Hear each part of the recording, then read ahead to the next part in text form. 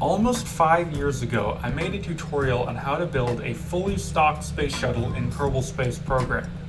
And while it is one of my most popular videos, I have received countless number of comments on it telling me the tutorial goes too fast and things aren't fully explained and the video is just generally hard to follow.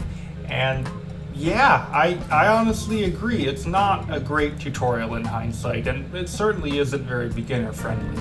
But I never really thought I'd do anything about it until about a week ago when a commenter, who, like many others, had issues with my original video. But this guy suggested that I should remake it. And, I thought about it, and yeah, you guys deserve a higher quality video. So, without further ado, allow me to introduce the new and improved stock space shuttle tutorial. This video is about twice as long as the previous and will not only include a detailed build tutorial, but at the end we'll take it out to the pad and I'll demonstrate a launch and recovery of our new shuttle. So let's get to the spaceplane hangar and let's get started. Alrighty, here we are in the spaceplane hangar, and why don't we go ahead and get started. So, first thing you need is the Mark III cockpit. Yes, the glorious Mark III cockpit. The cornerstone of any nutritious space shuttle in KSP is the Mark III cockpit. We'll grab a nose cone. You can color whatever color you like. I like black because it blends in the best. And now we'll go to the payload section and grab ourselves a Mark III cargo bay. The big one, of course, because we want to have big cargo bay for our space shuttle. Now, this is where we have one of the kind of optional parts of today's tutorial, and that is how you would like to furnish your payload bay. Now, you can put a number of different things in here. What I like to do, and what I'd probably recommend doing, is putting one, maybe two reaction wheels into this payload bay, a battery, and then a docking port to attach your payloads to. Now, you can put, there's all sorts of different combinations you can do. You can put in some monopropellant tanks if you want to have some extra RCS control. You can put in more reaction wheels, less reaction wheels. You can put in some RTGs to give you more electric power. All sorts of stuff is available here. You can kind of do it however you like. Just kind of up to you how much room you want to leave for your payload. Now, we'll go ahead and close that up and we'll start finishing up our fuselage.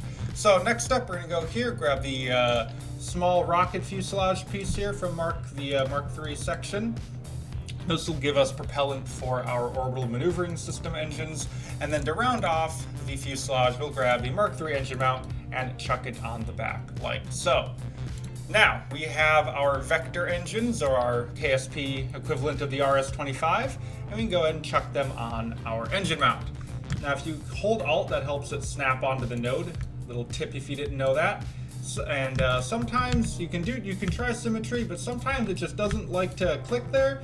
So if that doesn't work, just press X, get rid of the symmetry, and attach them one by one. Here we are. So now onto a relatively crucial step, and that is the angling of the engines, or the pre-gimbaling, as you may call it. Now, as you may know, the space shuttle has an offset center of thrust, meaning its center of thrust does not line up with its center of mass if the engines were to point forward, because we have the big orange tank and the boosters and all that, and that puts our center of mass somewhere down here. So if our engines are firing through this way, then the space shuttle is going to go and it's not going to be controllable. So we need to pre-gimbal the engines. Now we want to have snapping mode enabled. You can either press this button or press C on your keyboard, and that'll get snapping enabled. And what I like to do is I like to grab these two bottom engines, and you can say I rotate them one snap. See how I can move it one snap like that? One snap, one snap. Oh, I did two there. One snap. Now grab the top engine, rotate it by one snap as well.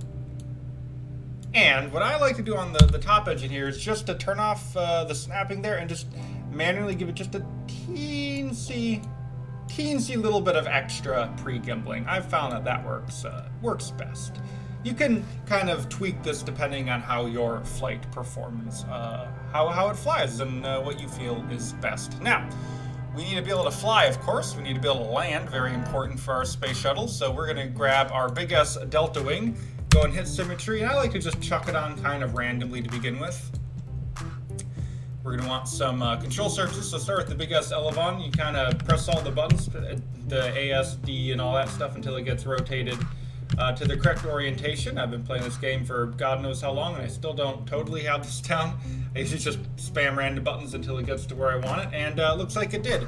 We can kind of we can press 2 on our keyboard to get into move mode, and we kind of just tweak this a little bit, make sure it's just lined up as well as it can. Now, big S Elevon 1, and we'll get this one sized up here, put on the right spot. We'll go into the 2 mode again, and we're just going to get it lined up as best we can. It's okay if it's not exactly perfect, just kind of an aesthetic thing. It'll fly just the same. All right, now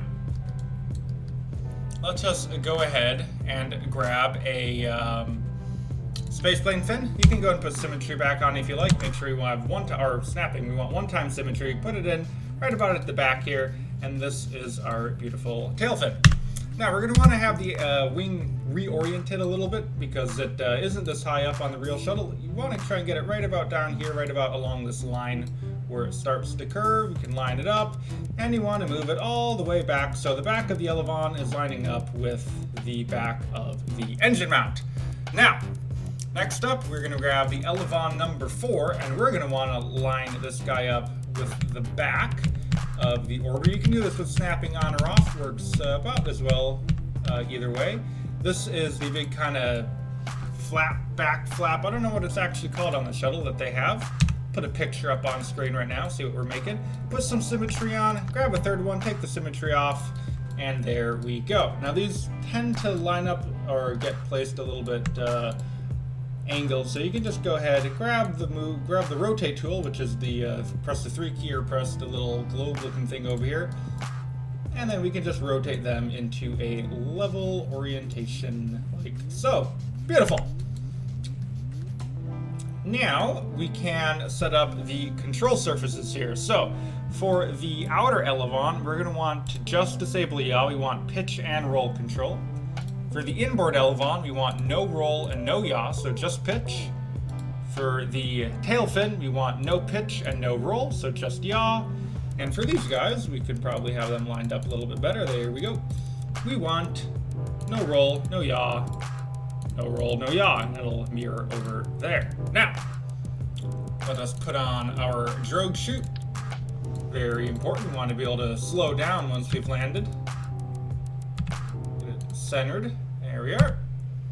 And now we can begin working on the OMS pod. So these are the housing for the orbital maneuvering system, which we will equip after we get this part done. So put this guy on here like that, and then we'll grab another nose cone, put it on like that, throw this into white mode. I think this looks best. And then you can just kind of turn off snapping, and then we just kind of want to finesse it into position. You can press the F key to change the way in which it moves, and then you're just going to kind of want to line it up. And the way I like to do it, it doesn't look perfect kind of no matter what you do, because it's very difficult to recreate the shape of the OMS pod in KSP. But what I like to do is I kind of like to get the bottom corner here and the bottom corner there to line up with the fuselage. It generally takes a little bit of moving around, a little bit of up and down. But we can just kind of do this. We can kind of maybe rotate it a little bit. Kind of push it in, pull it out, rotate it a little bit more. We want it facing a little bit inward for reasons that will be revealed momentarily. And then just kind of call it something along the lines of, do a little bit more finessing. This is one of the parts that takes the longest. We can just call it maybe a little bit more up. It's okay if this side pops up a little bit. I generally like to get this bottom side as close in as possible. Maybe a tiny bit more rotation. Doesn't have to be perfect. You can sit here for hours to make it perfect if you like, but we'll call that pretty good. Now, if you want the Terrier engine, you can disable the shroud or the housing on it, get mirror mode going, and get it lined up. Now, what we can do actually is we can turn on our center of mass overlay down here and turn on our center of thrust overlay here. And what we can see is we have our center of thrust pointing down through there right now. So you can see with the RS-25s, or the vectors are pointing right about through here. So you'll imagine when we put the orange tank and the SRVs on, you're going to see the center of mass is going to move considerably downward. However, while we're looking at this page, we're also going to want to take this opportunity, because these OMS engines are mounted so high, we're going to want to take the opportunity to just give them a little bit of pre-gimbal as well, because we want the shuttle to be controllable, because these things don't have a whole lot of gimbaling authority during flight. And why don't, speaking of gimbal, we can just go ahead and disable the gimbal on these guys for now. I will explain why we're doing that a little bit later in the tutorial. But to finish up the orbiter, we can put some landing gear on. Go ahead and put snapping on, and if you look at real pictures of the space shuttle, the forward landing gear is pretty far forward, so we'll just kind of mirror that by putting it on. And then we put on our aft landing gear. And I like to put them on, right about, it's hard to, I generally, in certain spots in the tutorial, I'll be able to be like, hey, if you look and you put it, you know, along this line or level with this part, but it's kind of hard, we're just kind of on a blank wing place, so just put it, right about here. And then the last thing we need to do to round out the wing is to grab the big S strake, line it up, and then what you want to do is you want to get the move tool and put this thing inside of the main wing such that this kind of gray part disappears. So we'll get the level correct, we'll move it back, and just about there is our wing section complete. Now, last couple things for the orbiter is the RCS, or the reaction control system. I like to grab these little guys, put two of them on the wing like this. This will give us some very good roll control. Now, if you look at the real shuttle, we have some on the OMS pod, so 1, 2, 3, 4 like so, and then we'll have another set of 4 over here, and this orientation will be 1, down 1, over 1, over 1 again, and then there'll be 3 right about here. We can actually move these in a little bit tighter. Alright, so this is our RCS control.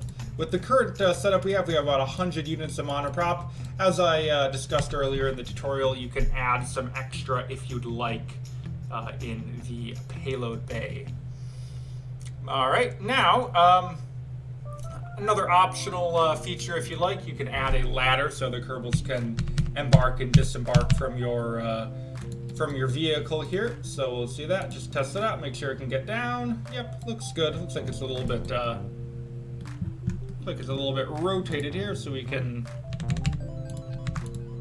just get it lined up there, get the ladder set up, and this is just, if you like, the way for the Kerbals to disembark. So this will be the orbiter section of the shuttle complete. So now we hit this button, we switch to the vehicle assembly building, grab this guy, and let's get her pointed upward.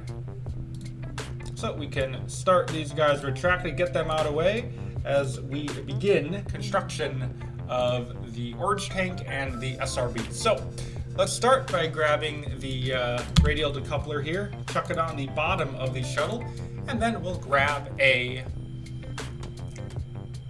3.75 meter fuel tank. Now, make sure it's actually on the decoupler. Now, important to note, and this is one of my gripes with KSP shuttles, this external tank it's a little small. It's a little undersized for the real shuttle. However, the reason we use these orange tanks in KSP is because, these tanks is because they can be made orange. They can be made orange to look like the orange tank. The 5 meter tank, which is much more in keeping with the scale of the shuttle, you can't change it orange. And yes, the first couple shuttles had white external tanks, but you know, it's that classic nostalgic orange that is almost a hallmark of the space shuttle and now SLS. So we use the 3.75 meter tanks for at least this version of the shuttle. The reason I am discussing this is because depending on the performance of this video and whether or not you guys are interested in not, I may do an advanced tutorial where we do a different shuttle which has the 5-meter tank that we can actually make orange through the use of flags. However, that shuttle is a lot more complicated to build, a lot worse on performance, and a lot harder to fly. So we could do an advanced tutorial, a pro tutorial. It's like the iPhone Pro, but for KSP shuttles, if you all are interested. But let me know if you'd like that. But we'll continue on with our just regular, boring, plebeian space shuttle. That is actually very awesome and flies well, and it's just so much fun. So much more fun than a laggy, flaggy disaster. Anyway, let's put a bottom aero cover on this tank, and let's line up the tank. So, one thing a lot of people get wrong when making KSP shuttles is they mount the orange tank too low, and that has a pretty adverse effect on controllability. So, we want to make sure it's high enough. To do that, let us have the bottom point of the tank. We're going to try and line up right around here. You see this little line on the tail fin? You're going to want to line it up right along the line of the tail fin. It doesn't really need to be perfect, but you can move it up and you can see right about here. That's about aligned up with our designated point. So we're going to call that good. Let's grab ourselves a second 3.75 meter tank. Color it orange. Let's grab ourselves one of the medium-sized ones. Color that orange. And now for the nose cone, we'll grab one of these adapters. And then we'll grab, not that one, but this nose cone. And now we have a completed Space Shuttle orange tank. Enable crossfeed, very important, very crucial step. If you do not enable crossfeed on this decoupler, the fuel will not flow from the orange tank to your shuttle, and then you will have a very, very short flight if that is the case. So very important to do that. Now let's grab some radial decouplers, get the symmetry on, line them up, put them on here, and now let's put on our Clydesdale solid rocket boosters. Throw them on like so. Make sure they are actually attached to the couplers, because you don't want them to be attached to the orange tank or else they will not decouple. Very important. You can grab a little adapter here. You can drain it for fuel. You don't have to drain it if you don't want to. It probably doesn't make that much of a difference. But the fuel won't be used for anything, so might as well. Now, get that drainage completed. And now let us align our solid rocket boosters. Now, lining the solid rocket boosters is also a pretty important step because they don't just go wherever we want them, because we need to get our thrust and all that stuff lined up. So what I would recommend with the solid rocket boosters, and also in keeping with making this a realistic recreation of the space shuttle, you're going to want the bottoms of the SRBs to extend just beneath the end of the big S tail fin there. Maybe line up this kind of top of the nozzle there with the end of the tail fin. And also another secondary measure is you want the beginning of the nose cone to line up with the top of the SRBs, beginning of the nose cone of the orange tank. So right about here is looking pretty good, and now we have ourselves a pretty complete looking space shuttle, but don't be hasty, we are not finished. There are several more crucial steps we have to take before we are ready to fly. So let's get our shuttle moved down in the vehicle assembly building, and now let us attach some Sepatrons. So if you haven't used Sepatrons before, what these fun little guys do is there are these tiny little solid rocket motors that can help propel stages apart.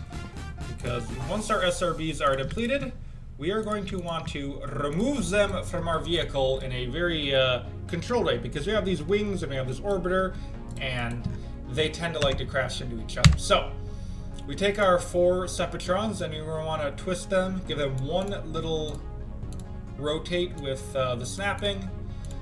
The reason we have them vertically, the reason we give them that little bit of a vertical twist, is because if we just let them fall away, they tend to like to fly and smash into the wings. So we want to give them a little bit of pulling away velocity from the wings. So let's grab another set. Don't forget to do it on the other side, or else your thing is just going to spin around and not actually separate. So get 4. You can also do more than 4 if you'd like.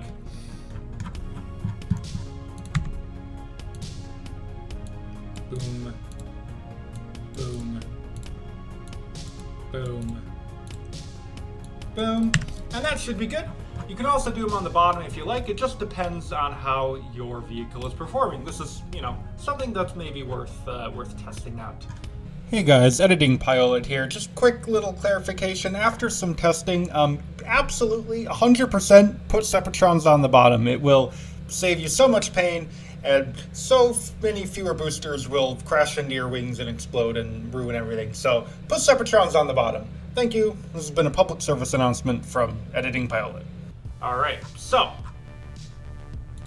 let us start adding our launch infrastructure. It may be worth rotating your space shuttle to a different orientation to have it more lined up with your desired launch azimuth. But I'm going to have it just leave it this way because we're going to demonstrate a roll program during the launch just to help kind of just show you guys how much maneuverability the shuttle has and how controllable it is. But if you want to make life easier on yourself, you may want to consider pre-rotating it. Now, important note on these launch clamps. The shuttle does do a bit of a power slide off the pad. It likes to power slide that way. So it likes to go kind of basically forward if you kind of think about it in a certain way. So what you don't want to do is you don't want to have launch clamps like this because the vehicle is going to power slide forward. It's going to smash into the launch clamps and the launch clamps are going to flip it forward and then you're going to crash and you're going to have a really bad day. So we want to make sure we have the launch clamps low and out of the way for any potential power slide issues. So I like to line them up, like maybe call them here. There's just anything that the vehicle is going to fly away from. Put them here, and maybe we'll put a set down here on the OMS pad. All right, perfect, looking good. Now, for a very crucial step I've saved for near the end is the auto strutting. You're going to want to make sure just about every part on this vehicle is auto strutted, or else you're going to have all sorts of noodling and all sorts of just bad things happening. If you are not a current enjoyer of auto strut, if you do not know what this is a lovely feature that basically lets these parts, your parts strut themselves together without needing to be strutted. Very important to do it on the launch clamps. One of the probably most important.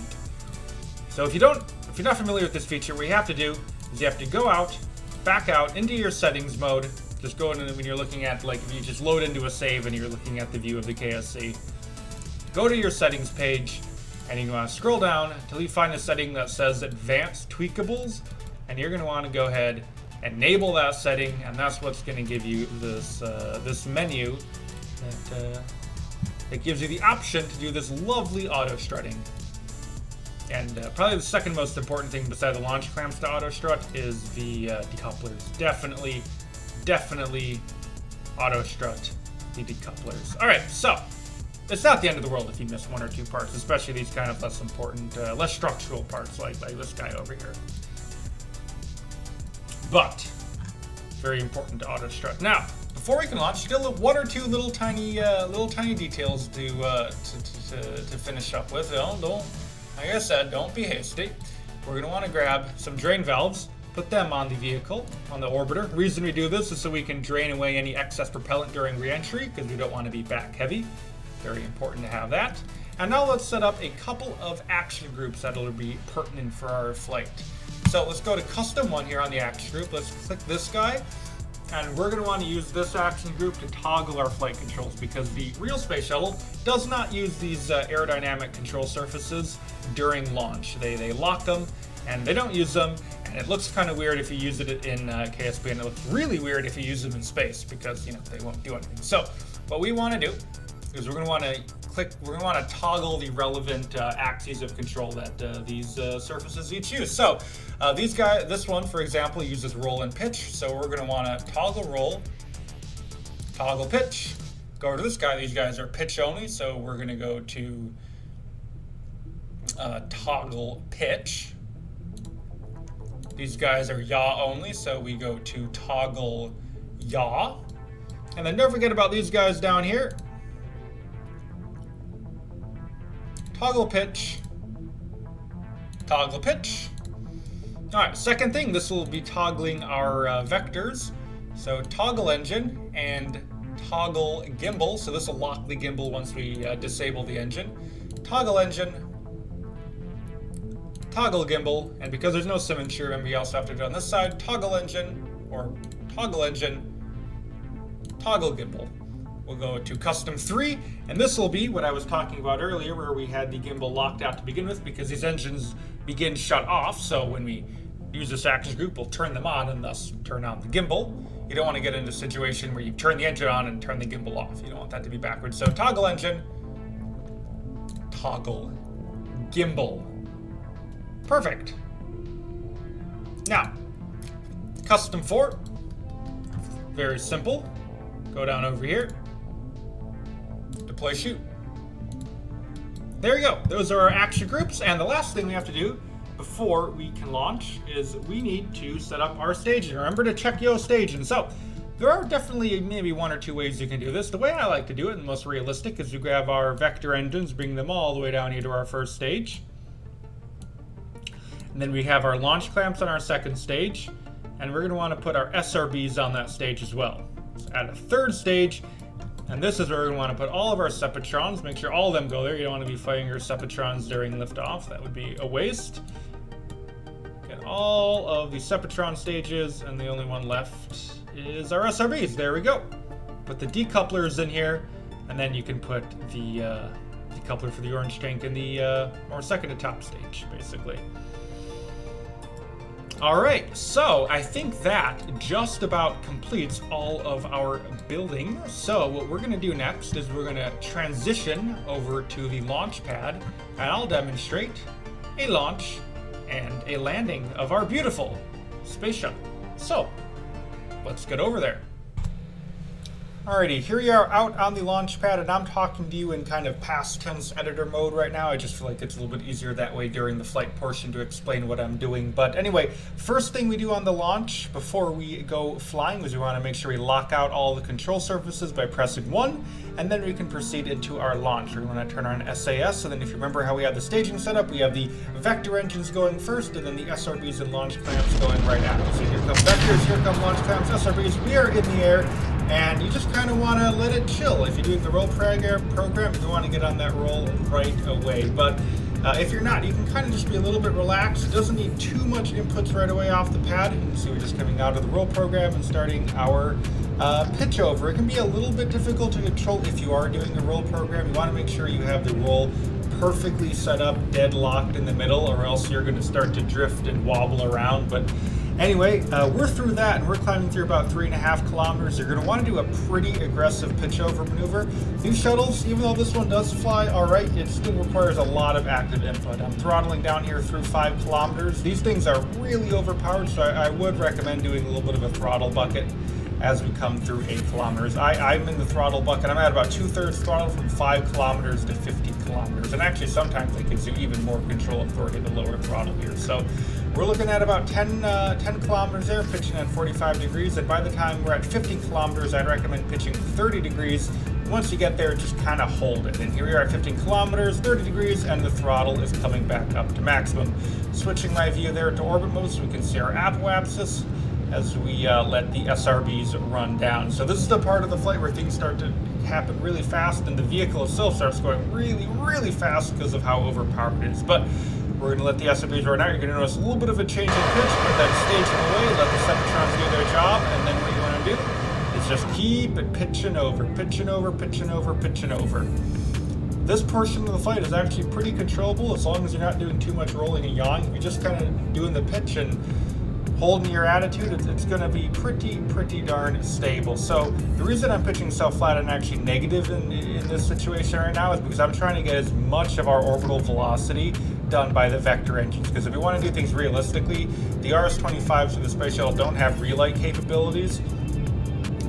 So we're going to do as much of our orbit burn as possible with the vectors, and we'll just kind of clean it up with the OMSs. But we're going to target an apoapsis about 100 kilometers, maybe a little bit over that. Once we get to that, we'll go ahead and cut the vector engines. There we go. Go ahead and cut them, going about 2,000 meters a second for reference. Orbital velocity is a little over 2,200 meters a second in Kerbin. But we are staging away the orange tank. We're going to press number 2, lock out the vectors, and press number 3 to activate the OMS engines. And here we are, just crossfading up to our apoapsis as I've begun firing the OMS engines. You can see in the bottom left, you can see how the little pitch node, little pitch indicator, you can see how SCS is controlling the pitch, how we're holding program. You can see how the pitch is not, I've just switched away from it now, but you see how the pitch wasn't moving too much. That's a good way to tell how off your center of thrust is compared to your center of mass. Because if that pitch indicator is like full deflection up or full deflection down, it means you're going to have a hard time controlling your vehicle. But we've sped it up a little bit because these things really don't have that much power, but we're going to just finish up the burn, and we're going to have ourselves in a very nice orbit, about 110 by 90 kilometers. You can set up a maneuver node if you like, but sometimes it's easy to just get to the APWAPS point prograde and go. But here we are, we're in orbit. I have tested this thing with both non-payload and payload versions, so that doesn't mess up the launch or anything. Even if you put a really, really heavy payload, I've tested over, I think, 60 tons of payload. So now is when you do all your payload deploy and all that, if you'd like to, or whatever you're doing, your shuttle in orbit, building the space station, going to a space station, crashing into a space station, whatever you're doing. But after you're done with that, unless you've crashed into a space station, but normally, during normal space shuttle missions, you're going to want to land. So I am doing the deorbit burn. I'm going to target about the island runway for a deorbit burn.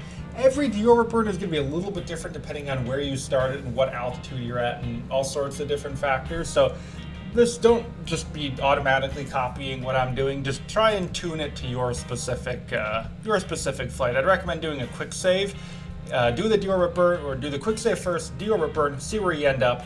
And then if it doesn't work out, just revert to your quick save and try it again. But we're in the atmosphere, and a few things are going to happen. Start happening pretty quickly. So most important thing here, we're going to want to get that drain valve, turn on oxygen and liquid fuel, switch the drain mode to vessel, and press drain. You might want to put the RCS on because it really kind of flips your vehicle when you do the draining. But we want to get that fuel drained out and to get our balancing all correct. And an important note with the fuel dumping is that it will actually change your trajectory if you're not careful. So it is possible that your trajectory could get like really altered during the fuel dumping if you have a lot of fuel to dump. But anyway, just something to note. But we're going to get our control surfaces activated, get our OMS engines turned off, and now we are going to enter full glider mode as the plasma starts building.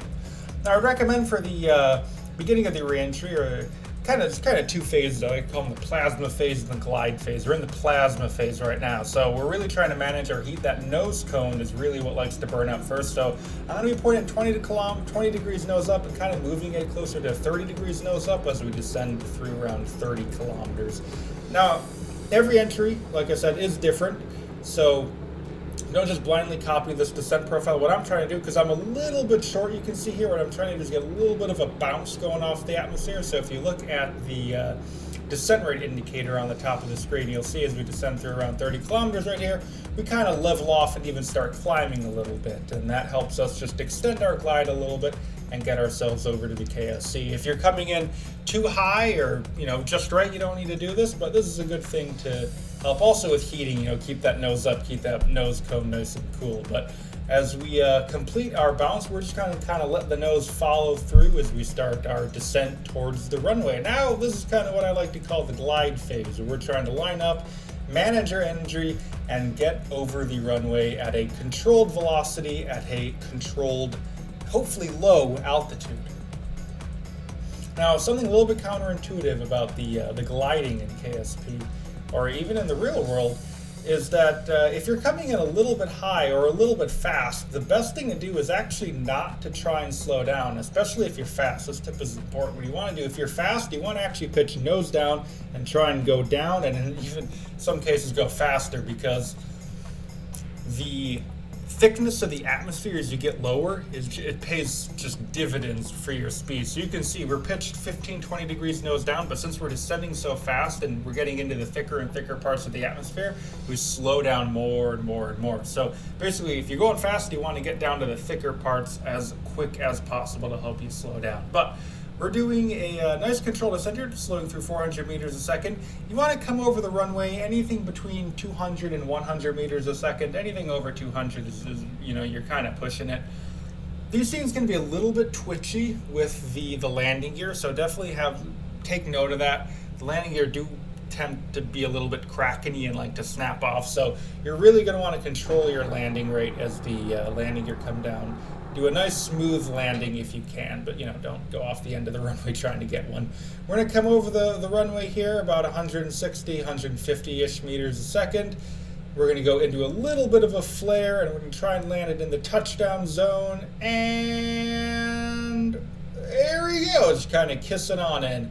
Hit that action group, get that drogue chute deployed, and now we can have a very leisurely rollout to the end of the runway at the Kerbal Space Center after successfully building, launching, and now recovering a fully stocked space shuttle in Kerbal Space Program. So with that, I think I'm going to end today's video. Hopefully you learned a lot. Hopefully it was a little bit more helpful than the first time around. But that's all I have for you guys today. So thank you for watching. We'll see you next time. Please rate or comment to this video. Once again, thank you for watching. We'll see you next time. And bye.